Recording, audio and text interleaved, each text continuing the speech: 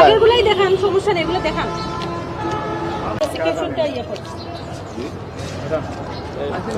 আপনার ভাড়ার যে তালিকা সেটা আপনাকে দৃশ্যমান স্থানে প্রদর্শন করতে হবে, এখানে কিন্তু কোথাও এটা নাই।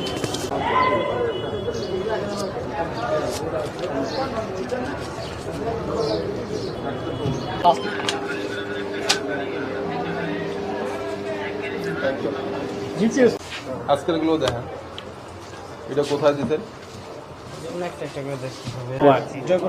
আচ্ছা, আপনি চাঁপাইনবাবগঞ্জেরটা দেখান আমাকে।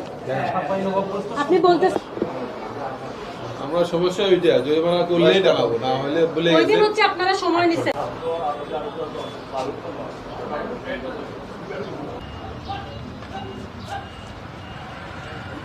আজকে সকাল থেকে হচ্ছে আমরা প্রতিদিনের মতোই আজকে সকাল থেকে হচ্ছে আমরা বিআরটিএর পক্ষ থেকে আমরা মোবাইল কোর্ট পরিচালনা শুরু করেছি। আমরা হচ্ছে সকালে হচ্ছে ঢাকা সিলেট হাইওয়ে তেলিবাজার নামক স্থানে আমরা মোবাইল কোর্ট পরিচালনা করেছি। ওই সময় হচ্ছে আমরা যে সকল বাস অতিরিক্ত যাত্রী বোঝাই করেছে তাদেরকে আমরা মোবাইল কোর্টে তাদেরকে আমরা মামলা করেছি এবং জরিমানা আদায় করেছি তাদের কাছ থেকে, এবং তাদেরকে সতর্ক করে দিয়েছি পরবর্তীতে তারা যেন এরকম অতিরিক্ত যাত্রী বোঝাই না করে।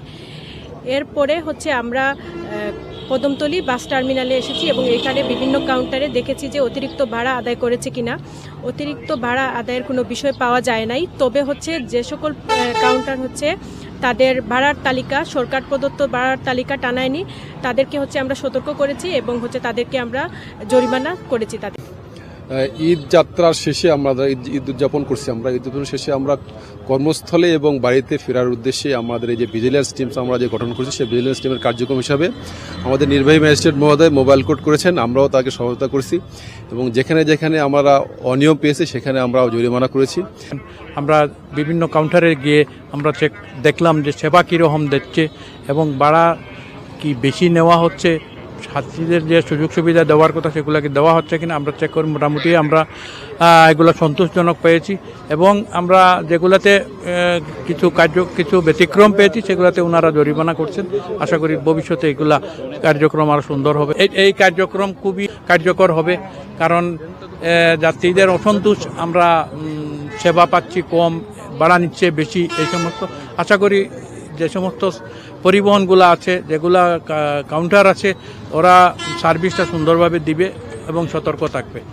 ঈদের শুরু থেকে আমরা এখানে তদারকি করা হচ্ছে, আমরা সন্তুষ্টজনক পেয়েছি। আসলে আমাদের সিলেটের মালিক শ্রমিক সবাই